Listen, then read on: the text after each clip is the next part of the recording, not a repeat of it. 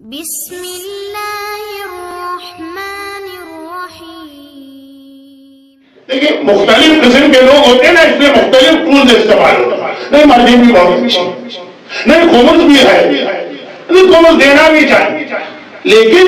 یہ بڑھانے کے وکیلوں کو دیکھو، ان کے لائف اسٹائل کو دیکھو، ان کی برانڈیڈ چیزوں کو دیکھو، ان کی گاڑیوں کو دیکھو، ان کے مکانات کو دیکھو، کیا اس کے لیے ہم خمس دیں؟ ڈالر بھی بہرحال درخت میں نہیں اگتے کہ جا کے توڑے، خون پسینہ ایک کر کے آپ لوگ کماتے ہیں ڈالر۔ تو کہا کہ یہ دیکھو ان کا لائف اسٹائل۔ اب بغیر اس بات کی تحقیق کہ اسلام میں ثبوت کے بغیر جو بات کہی جائے اس کو تہمت اور ایلیگیشن کہا جاتا ہے۔ اگر ایک وکیل کا لائف اسٹائل بہت اچھا ہے کہ کہاں سے ثابت ہوا کہ یہ سب اس نے آ کے ہارڈ ارن ڈالر شہر ایمان کے نام پہ جو نا سے خریدا، اس بات کو عرب دنیا میں بہت رواج ہے۔ آپ کو معلوم ہے کہ عربوں کے کلچر میں ان کی اپنی کچھ ایسی ویلیوز ہیں جو انڈیا پاکستان کے کلچر میں کم ہے یا نہیں۔ ان میں ایک ہے علماء کو گفٹ دینے کا رواج۔ اچھا یہ تو ہمارے یہاں بھی ہوتا،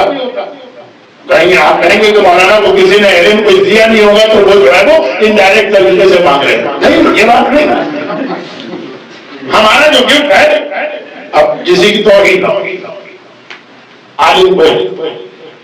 گھڑی دے دی، ایک اچھا سا پین دے دی،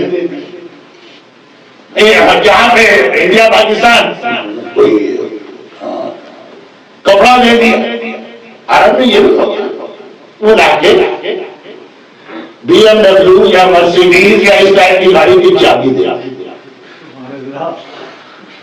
اور اس طرح سے دیتے کہ آپ کو یقین نہیں آگے، کیونکہ میں خود دیکھے ہوئے، میں نے کبھی مجلس میں نہیں کہا کہ ایسا صاحبان ایمان انڈیا پاکستان والے عرب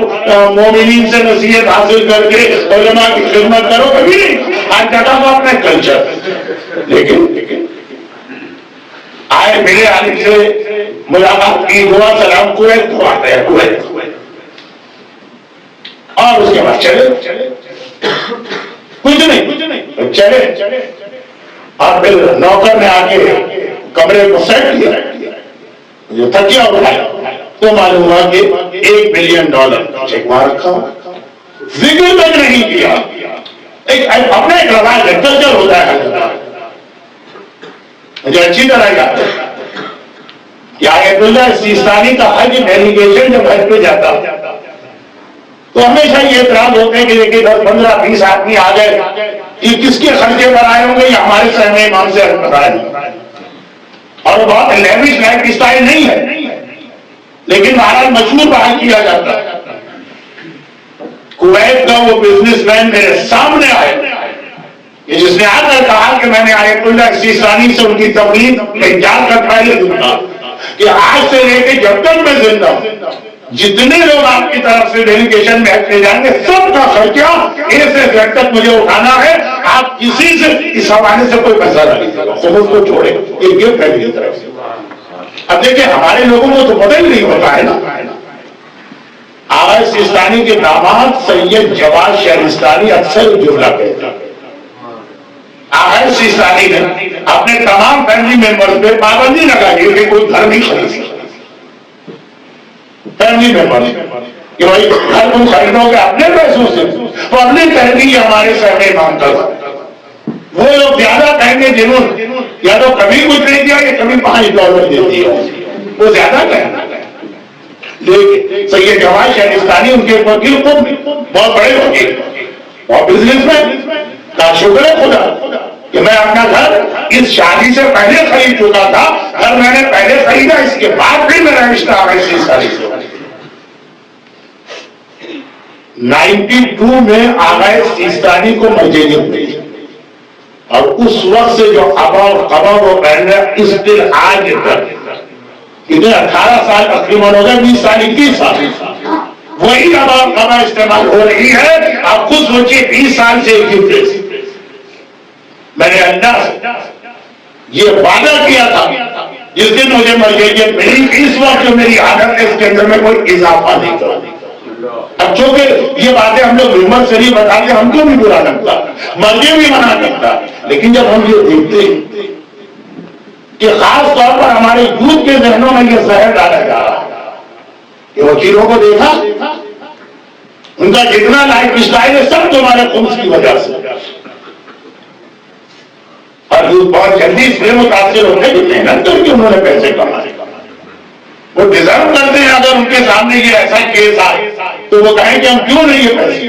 لیکن وداؤٹ اینی پروف عام لوگ پہ تہمت لگانا حرام ہے، کہاں کہ مراجعت پہ تہمت لگ رہے۔ اور پھر ایک آخری جملہ کہوں جس کے لیے میں ڈر رہا ہوں کہ اللہ کرے کوئی مس انڈرسٹینڈنگ کے لیے نہ ہو جائے معصومین کے بارے میں، ہم یہ سپوز بھی کر کہ کہیں پر کسی وکیل نے اس قسم کی کوئی غلطی کی نہیں، تو اگر یہ کرائٹیریا بنا دیا جائے تو ائمہ طاہرین کے وکیلوں کے حالت وہ تو علم غیب بھی رکھتے ہیں نا۔ Code of practice for Muslims in the West آنگریز سیستانی کی کتاب میں ایک مسئلہ ہے آخر، کسی نے سوال کیا کہ آپ کے بعض وکیلوں کو ہم پرسنلی جانتے ہیں جنہوں نے واقعی خمس کے اندر کافی فراڈ کیا، انہوں نے کہا ڈیٹیللی آپ وہ ڈیٹیل مجھے بھیجیے، اگر آ سکتے ہو تو آئیے، اور اسپیشل ٹائم آپ کو دیا جائے گا، آپ لوگوں کے سامنے نہ کر ہمیں تفصیل بتانا۔ لیکن مہاراج اگر کسی وکیل کا ایسا کوئی فراڈ ثابت ہوئی، نہج البلاغہ، یہ میری سمجھ میں نہیں آیا کہ نہج البلاغہ آخر ہمارے مومنین کس ٹائپ کی کتاب سمجھ، یا کیا پڑھنے کے لیے نہیں، کیا علی کے کلام پہ غور کرنے کے لیے کتاب نہیں؟ نہج البلاغہ کا جو سب سے ایزی پورشن وہ ہے علی کے خط، مولانا نے جو خط لکھے اس کی لینگویج بہت ہی آسان، وہ پڑھ رہا ہے، ایک رف اسٹیمیٹ سے 30% خط اپنے وکیلوں اور اپنے اپوائنٹڈ گورنرز کے نام لکھے ہیں جنہوں نے علی کے نام پہ بڑے بڑے فراڈ کیے۔ کچھ لوگوں بہرحال ایسی غلطیاں کی کہ بھائی انسان گناہگار ہے، غلطی ہو گئی کہ صاحب بہت اہم وکیل ہے، گورنر ہے، مولا بہت لائل فیملی ہے، وہ چلے گا پیسے والوں کی دعوت کے ولیمہ مولا، بہرحال اس طرح کرٹیسائز کیا وہ بھی دیکھ، یہ ابن زیاد کا باپ زیاد، جس ابن زیاد کو ملعون ابن ملعون کہا گیا ہے خود امام کے کلام، وہ باپ زیاد علی کا گورنر، علی نے اسے گورنر کرا، علی کے نام پہ اس نے کتنا ظلم شروع کیا، وہ خط موجود 7 امام کی شہادت کے بعد امام کی امامت کا سب سے پہلا ڈینائل کس نے کیا؟ 7ویں امام کے وکیلوں، جنہیں 7واں امام اپوائنٹ کر کے گیا، اور وہ 14 سال خمس دینے کے عادی تھے، خالی خمس نہیں، امام کے نام پہ بہت، اب 8ویں امام آ گئے تو وہ گھبرا، جب یہ آئیں گے یہ اپنا سسٹم لے کے آئیں گے ہمیں پرمیشن نہیں ملے گی تو ایک تو امام ہی نہ۔ اب میں اگر معصومین کے وکیلوں کے حالات بتانے لگا، اسماعیلی فرقہ اور بوری فرقہ بنانے والے 6 امام کے وکیل جو امام کی شہادت کے بعد یہ فرقے بنا کہ 7واں امام تو ہمیں زیادہ اہمیت نہیں دے رہا، یہ جھوٹے امام کو امام بنا تو امام کا اپنا بھتیجا ہے، اور یہ وہی جملہ یہ جملہ بھی اس میں کہ تم ہماری سپورٹ کرو ہم تمہاری سپورٹ کریں۔ ائمہ طاہرین کے پاس تو علم ہے، ان کے وکیلوں سے جب اتنی بڑی بڑی غلطیاں ہوئی، اور سب سے پہلے رسول خدا کا خالد بن ولید نے جس قبیلے پہ اٹیک کر کے قتل کر دیا، وہ پیغمبر نے اس کو بھیجا تھا فوج دے کر کے جاؤ ان لوگوں سے جا کے کہو کہ اپنی زکات دو، منع کرے تو مجھے آگے دو، اس کی پہلے سے دشمنی تھی اس قبیلے سے، جا کر یہ گئے مار دی اور آگے رپورٹ لی کہ یا رسول اللہ میں نے زکات مانگی تو انہوں نے اٹیک کیا، میں پورے مجھے ڈیفینس میں ان کو مارنا پڑا۔ رسول امام علی امام 6 امام 7واں امام، تو دیکھیں اس کو کرائٹیریا نہ بنا، اگر جو میں کہہ رہا ہوں یہ پروپیگنڈا بھی غلط ہے کہ وکیل گڑبڑ کریں، لیکن اگر کوئی ایمان نہیں لیا گیا تو یہ تو ہسٹری میں ہو چکا ہے، ائمہ کے زمانے ائمہ رول ماڈل، یہ اسی لیے کہ مرجے کے وکیل بھی غلطی، خود مرجے بھی غلطی کر سکتا ہے، لیکن اس کا مطلب تو نہیں ہے کہ ہم نے خمس روک لی، ہم نے حضرت فاطمہ روک لیا، ہم نے صاحب امام روک لیا، ہم نے اپنی مرضی سے شریعت کی تبدیلی شروع کر دی۔ ذرا خیال کیجیے کہ اردو اسپیچز میں تو بچے اور بڑے سب ہوتے ہیں، بڑے ایک ایک جملہ نوٹ کرتے ہیں، اگر مجھ سے کوئی غلطی ہو جائے تو بعد میں فوراً مجھے بتائیں گے کہ مولانا یہ آپ نے کیا کیا۔ انگلش اسپیچز میں آج کل ابھی ہمارے یہاں اتنا اس انداز کا کوئی سسٹم نہیں، عموماً بزرگ میں بیٹھتے بھی نہیں، ان کو پتا بھی نہیں ہوتا کیا کیا کہہ دیا ہے۔ جنرلائز بات نہیں کر رہا ہوں، کچھ جگہ تو اس کا بہرحال خیال کیجیے گا ایسا نہ ہو کہ جہاں ہدایت کے لیے ہم اپنی اولاد کو بھیج رہے ہیں وہاں سے وہ گمراہی لے کے آ جائے۔ لیکن فدق اہل بیت کے دشمن اس لیے چھین رہے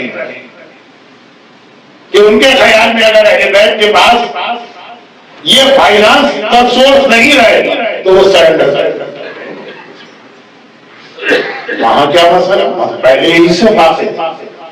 اور اہل بیت اس دولت دنیا کے سارے تو اپنا مشن آگے نہیں بڑھا، اہل بیت کا مشن آگے بڑھتا ہے مظلومیت سے۔ پیسے دے کے آپ کسی سے آزاداری نہیں کروا سکتے، ماتم نہیں کروا سکتے۔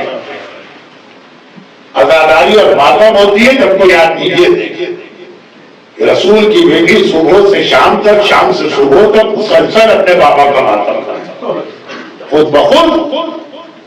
سننے والوں کی آنکھوں میں آنسو جاری ہو جائیں گے، اور جب یہ آنسو جاری ہوئے تو حکومت گھبرا